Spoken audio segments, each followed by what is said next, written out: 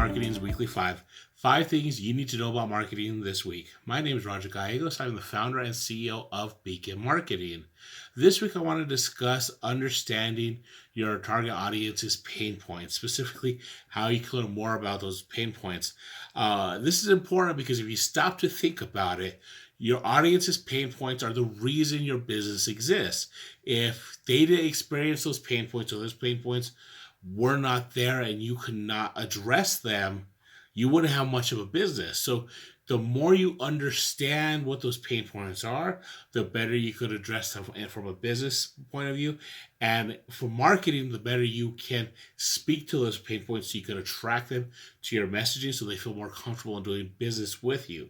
So the more you understand, the more you know about your audience's pain points, the better you will be because from a business and organizational level, you'll better be able to address them in your processes and in your fulfillment.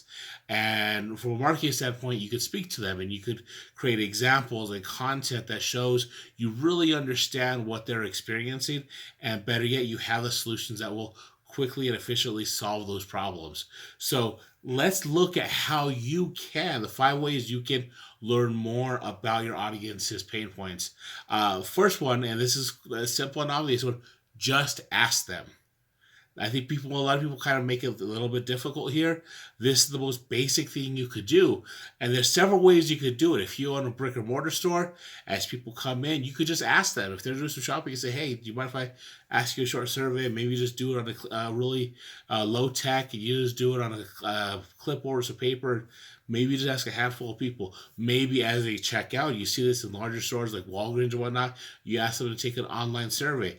Maybe you send them an email, or maybe you ask them for feedback through social media.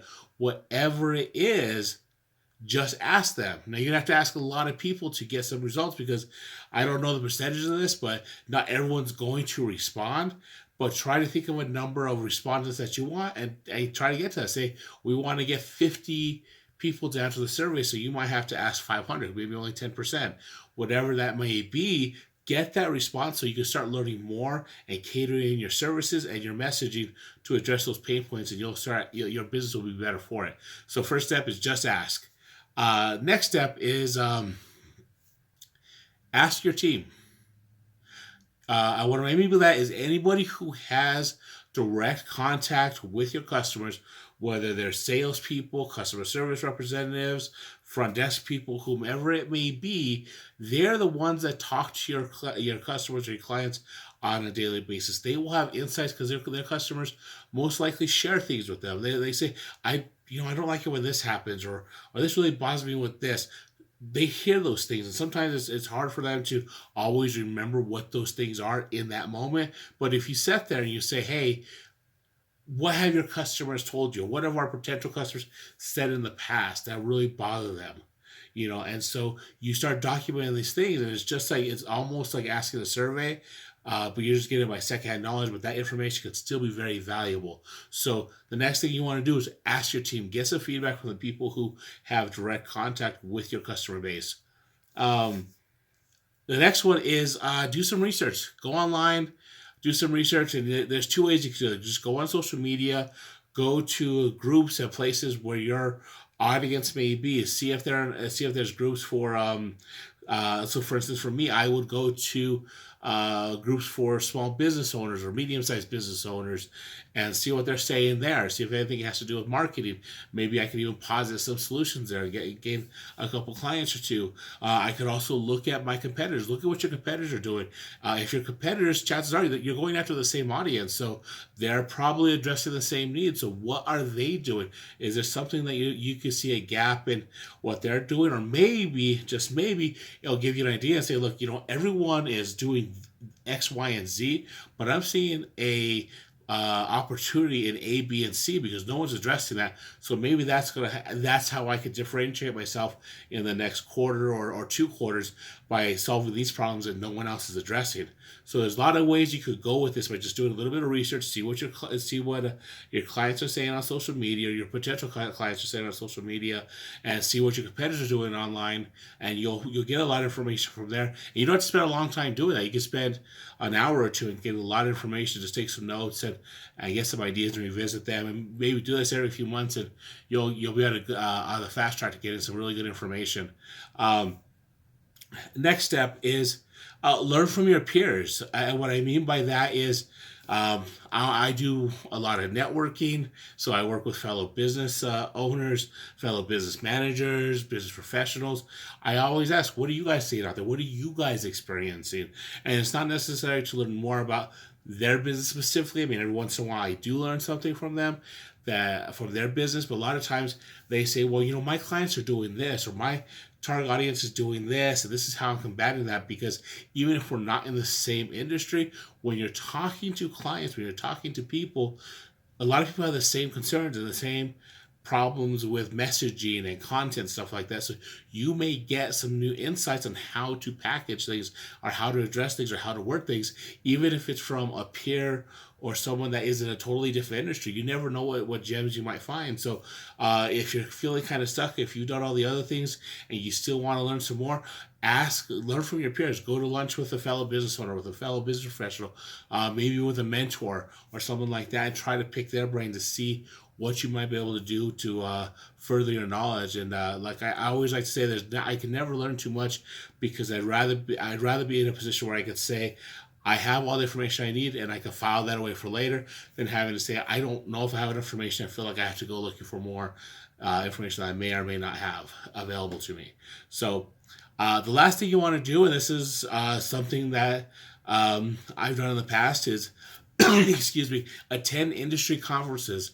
And that's not just your industry, that's industry for your customer, your client base. So for instance, if I wanted to get more plumbing customers, I would go to conferences for plumbers, things that a lot of plumbers would be at, and not necessarily to sell them. And if the opportunity came, I would. But my big thing was just to learn more about them, see what problems they have, so when I come back home or when I get back to my desk, I have some fresh ideas on how I could address their needs and attract more of them. So just by going, attending, having an open mind, and taking some notes, I can learn a lot about what they're experiencing and how I may be able to help them. And like I said, the whole point of this thing, these 5 things I just mentioned to you, I'll recap them in a second, is you want to learn more about what your audience is experiencing. You want to know more about the problems that your target audience is facing, because if you can address them, then all of a sudden you become their hero. You become the one that they go to. And that is so valuable for them, and it'll make you very successful in your business. So the 5 things you can do to learn more about your customers is, first, just ask them directly, to do surveys or online, whatever the mechanism may be. Ask your team, anybody who has contact with them firsthand, see what they have to say. Do some online research that's going on to social media platforms, or checking out your competitors online. Step 4 is, or number 4 is, learn from your peers. Talk to fellow business owners and business professionals, maybe a mentor. See what they say. Get some advice from them. Get some insight from them. And then attend some industry conferences. Go where your clients are your potential clients are going to be grouped together in their industry, and see what they're saying directly from there, because it could be a chance to just get a lot of feedback in a short period of time. So that's it for this week. Let me know what you think about asking or finding more about the pain points of your target audience. Is that something you've done in the past? Is it something that you struggled with? I would love to hear about it. Again, as always, if you are not already subscribed, please subscribe, like this video, share it with anyone who you feel may benefit from this.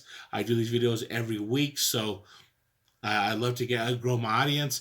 If anyone is interested, I offer a free 30-minute discovery session. I'll put a link to where you can schedule or reserve your spot. I only do 10 free per month.